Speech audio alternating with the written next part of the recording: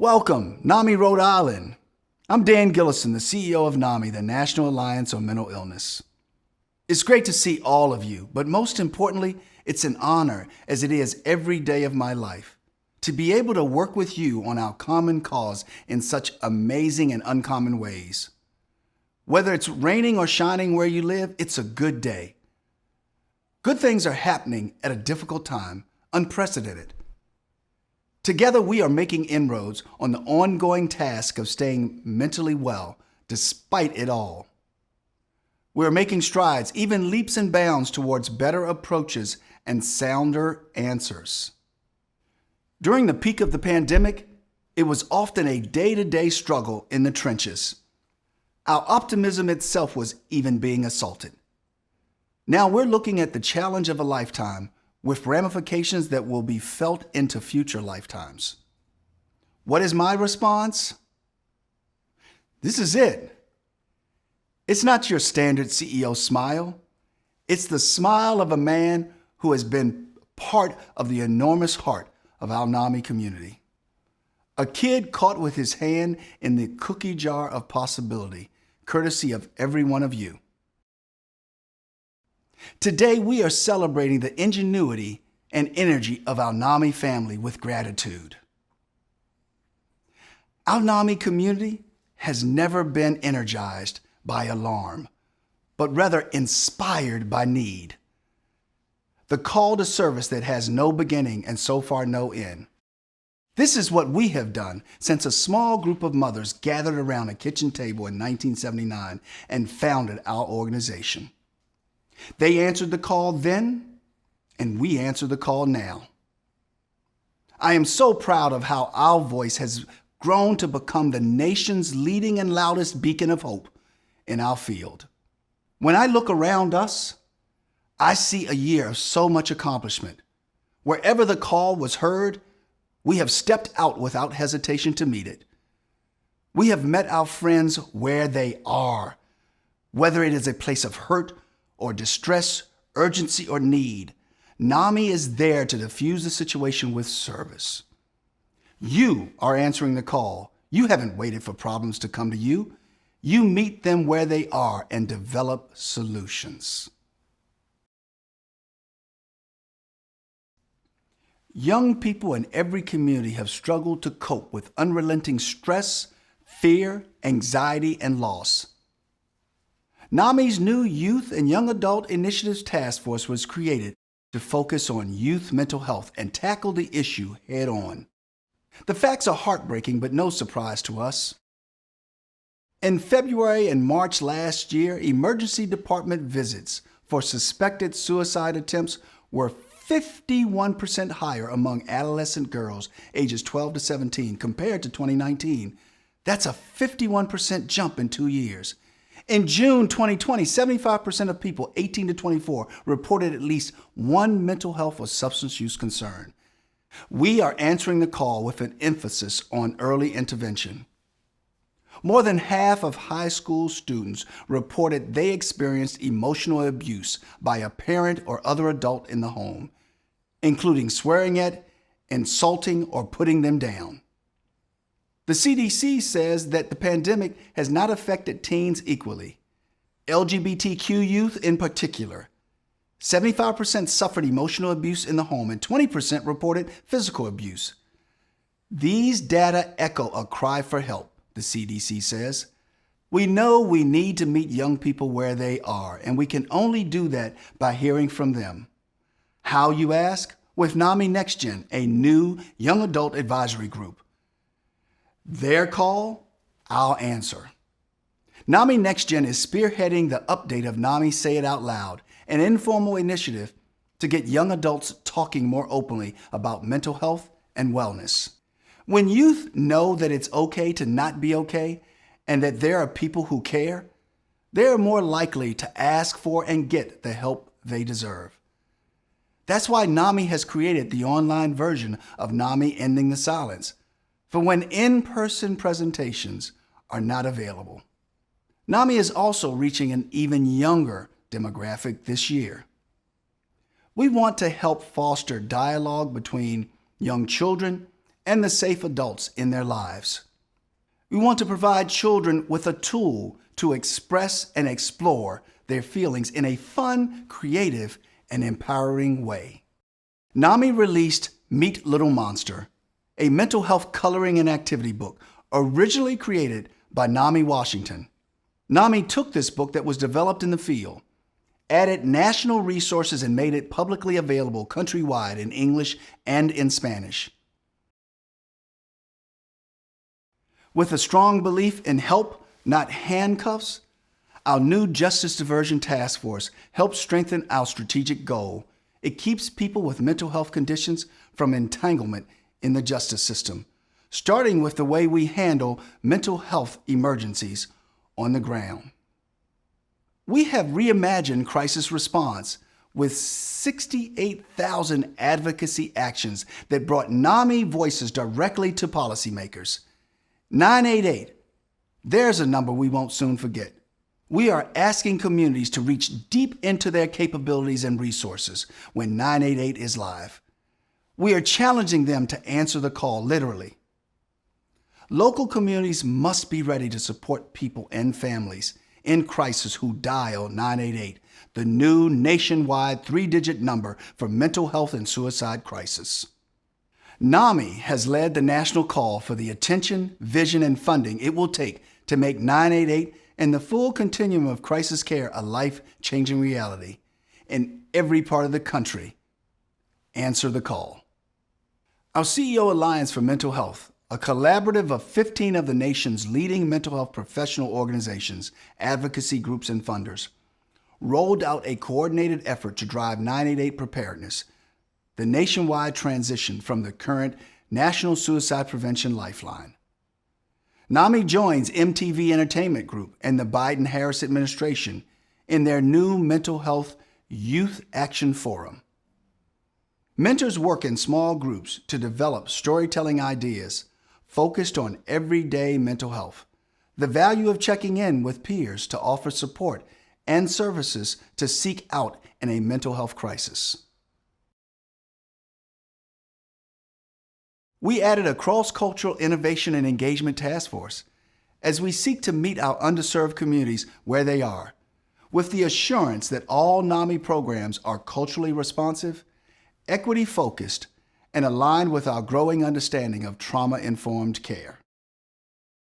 NAMI Homefront Mental Health Resources launched on Veterans Day in November, offering free online resources that active duty service members, veterans, and their families can access anywhere, anytime. Answering the call also means changing the mental health conversation together. NAMI's nationwide impact grows through partnerships with corporations, media leaders, and influencers who actively share their mental health stories.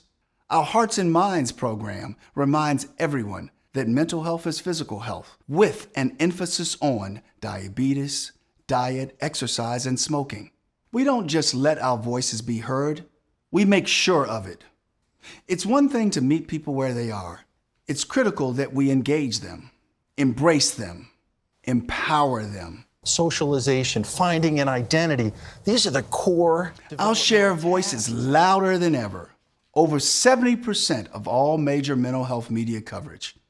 Our social media now boasts over 1 million followers with nearly 64 million annual impressions, a 38% increase over 2020. And we reach thousands of additional people at NAMICon, the largest grassroots gathering across the country and the world. I'm impressed, but I'm not amazed. There's nothing that together we cannot do for mental health here at NAMI. I mean, check this out. NAMI has partnered with no less a luminary than Ken Burns and the Wellbeings Project on PBS. Hi, I'm Ken Burns. Our nation's youth are confronting a crisis, and they are asking us to listen and to help.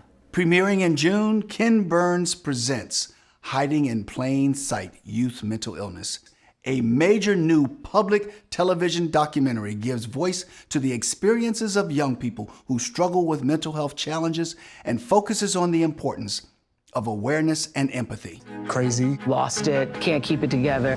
Oprah and Prince Harry are in a new Apple TV Plus documentary series, which they produced, The Me You Can't See, welcoming NAMI Chief Medical Officer Dr. Ken Duckworth as the medical expert to weigh in on mental health stigma, treatment, and more. A moment now about our sensational NAMI helpline. A lot of ringing and pinging and a lot of answering the calls.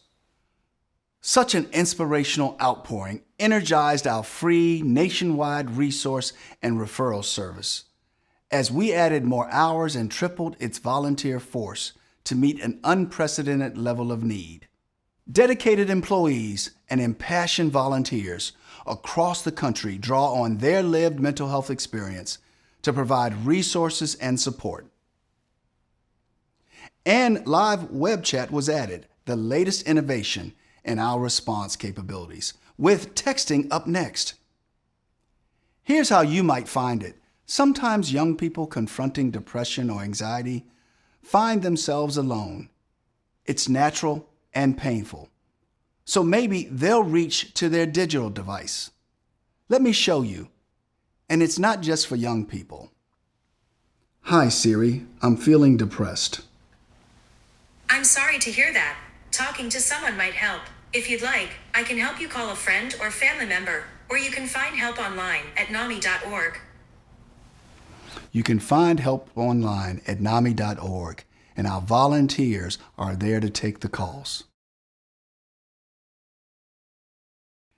We have amazing people answering the call at the NAMI helpline. One man at the helpline, Ron Homburg, 67 years young, worked for 30 plus years at NAMI in the areas of policy and advocacy.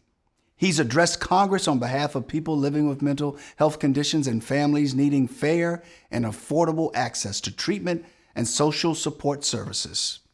Then he retired. Well, no, he didn't. He committed himself to volunteering on the NAMI helpline. You and maybe Siri might find Ron if you call. He's busy helping a dad help a son entangled in the justice system. He can be found helping a person understand how to work through insurance issues to access care. He's on a call with a distraught mother explaining HIPAA laws and how best to work with her daughter's treatment team. He is all heart. And like all of you, he's the heart of NAMI. Ron and volunteers like him are confronting a growing crisis with a 60% rise in suicide rates for 10 to 24-year-olds. We answer the call, even when it's on a computer screen. Our caring, our sharing, shining ever more brightly. There's another example of extraordinary reach and resourcefulness that kind of says it all. A 9-year-old boy named Takari Tatum created a community service project for his class at school. He did this in honor of Simone Biles and Naomi Osaka, two of his favorite athletes who live with stress and anxiety, and also students experiencing mental health issues due to COVID. He was surrounded with heartbreak, and only some of it was personal. Takari's project was called SNAP. He decided to make stress bracelets, and anytime you feel stressed, you just snap it to remind yourself to stay calm. I remember, snap it. Maybe you are wondering how I can make a video like this and stay cool and collected, not even breaking into a sweat. It's not talent, it's Takari. In the time since beginning his project, his enthusiasm has gone viral. At last count, he passed out thousands of bracelets and raised thousands of dollars and provided tremendous awareness for NAMI walks. On January 24th of this year, Takari even went to the Georgia State Capitol and raised money and passed out bracelets to state representatives. And next, he plans to write his own children's book. Thanks, Takari. You're wise beyond your years. You know, it's quite an accomplishment that people like Takari can be so public about their involvement with mental health. Historically, there has been a stigma, as you know, around mental illness. I believe we are getting more open, more forthcoming about mental health. NAMI has never shied away from these issues, and we never will. We were founded, after all, as a response to serious mental illness. Mothers confronting the needs of their children living with schizophrenia. Like the O'Brien family, their son Thomas, who was diagnosed with a serious mental illness at the age of 10, and his parents, Betsy and Dan, spent years trying to find a recovery plan that worked. After reaching a low point, they were connected to NAMI, and I mean really connected. They were heartened by meeting kindred spirits. They gained hope and results. Through NAMI classes, they learned how to advocate for Thomas's treatment. They got the skills to reach Thomas where he was. They also got to meet our very own Dr. Ken Duckworth at an annual NAMI convention, who led them to clozapine. And in Thomas's own words, this medicine was a game changer. He now has a job and a future. By meeting a family where they are in their mental health journey and inviting that family into the NAMI community, together with the O'Briens, we answered the call for Thomas. Every day, we turn a new page, begin a new chapter. And now we can actually say NAMI wrote the book on mental health. Did you hear that? You are not alone, the NAMI Guide to Navigating Mental Health. Thank you to our Chief Medical Officer, Dr. Ken Duckworth, who did the heavy lifting. Or as he says, the biggest thanks goes to the more than 100 people who have walked the arduous path of mental illness and shared with us what helped them and what they believe can help others. You can pre-order now. September 20th is the release date. Now let's talk about our amazing NAMI Walks community. I'm pleased to announce that through our remarkable support and execution on NAMI Walks Your Way, NAMI was recognized as Fundraising Organization of the Year by the Peer-to-Peer Professional Forum, reflecting, for one thing, our success in gathering 31% more funds than in 2020. Yes, the call was answered with our feet. If you haven't participated in a NAMI Walks event yet, I urge you to lace them up this year. If you have, you know you've always been number one. How many of you in the last week maybe have received a call, perhaps from a friend or an acquaintance, and you thought, hey, I'm a little preoccupied now. I'll call them back later when I have more time. Or maybe this person was trying to reach you via text, email, private message, or social media, and you didn't answer that call for your attention. To that, I have one response.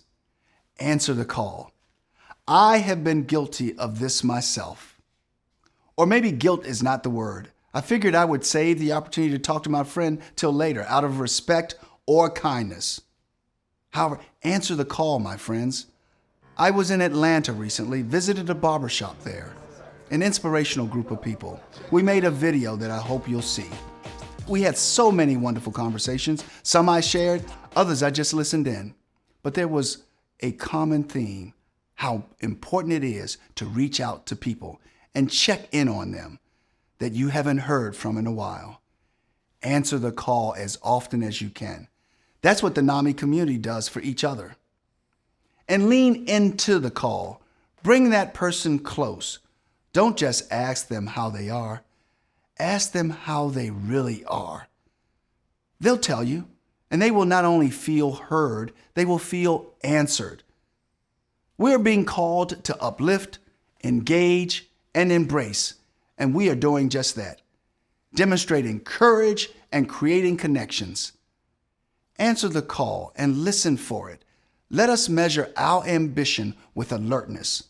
When even one person is suffering, we will attend to their need. When a million or millions ask for our attention, we will do the same. This is NAMI, after all. And you, my friends, are answering the call. Be well.